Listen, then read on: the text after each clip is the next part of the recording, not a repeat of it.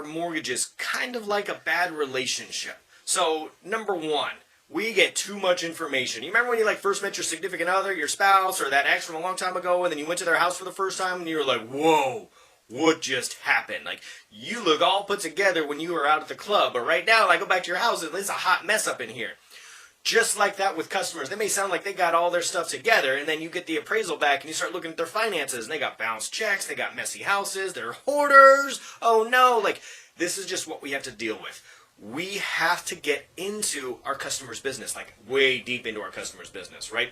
So we're going to find out all those dirty secrets that probably they don't want their best friends to know, and how we handle that is very important. So always be respectful. If somebody's house comes back messy, if they haven't cleaned their toilet since 1982, right? We can't make a comment about that. We can't say anything derogatory or anything that's going to be harsh at all. We still want this customer, and we want to help them. We want to maybe they're so stressed out about their finances they can't focus on cleaning up. So here's the thing. You're going to learn all that information. What you do about it is something different, though. So I still want that customer's business. I still want that relationship to be built up, but we got to work on it.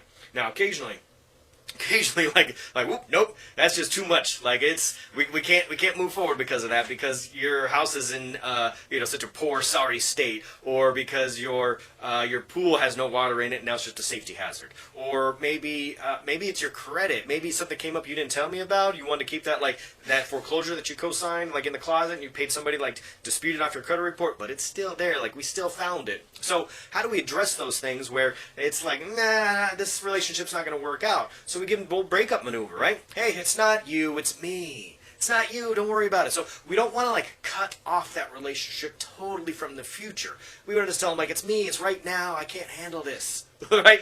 Or you could say we can blame Fannie Mae or Freddie Mac, or some kind of a third party. They have guidelines against these because of safety issues. You got rats in your house. No, not really rats. We can't say that. But here's a couple of things. I just want you to make these couple of fixes. Fix that hole in your roof. It's a safety issue. We can't finance it. We can't insure it. Those types of things. So we want to deflect the blame to some type of a third party, or take the blame ourselves. So what we don't want to do is put the customer in a way that they are going to be embarrassed to come back to us in the future. We don't want to have them, and we don't want them to be feel the blame, because sometimes people backed into a corner feel blame, they will lash out, and they will lash out in ways that they can right now, which are things like reviews and just bad word of mouth. And so we want to make them feel like there's hope in the future, and hopefully there is. Hopefully there really is some hope way down the line where they can resurrect this relationship. So speaking of, let's talk about fall in.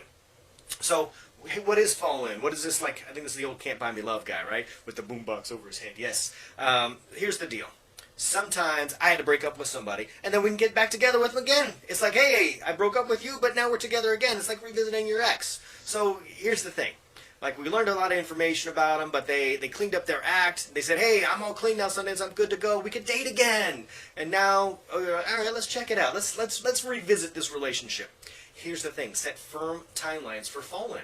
So if it was that foreclosure that nobody told you about, set a timeline. If it was, hey, I need 6 weeks to fix all of the electricity in my house. All right, visit back in 6 weeks. Maybe it was they weren't on title long enough. Maybe it's not you, it's them. We won't give you cash out because you just joined this house. Unfortunately, it wasn't your fault, because that lease to own situation was very confusing. So now that you're on the lease now, let's talk again in 6 months or a year, and then we can take cash out of the property. So it's not their fault. It's our fault. It's the system's fault. It's nobody's fault. Whatever it is, it's not their fault. So it's okay to have that conversation again in the future. And this will be that extra loan or extra 2 loans that get you above tier, or helps you level up just a little bit. A couple of extra loans, will make a big difference in the long run for you. So have that fall in. Make sure it's okay for those customers to come back and revisit us in the future.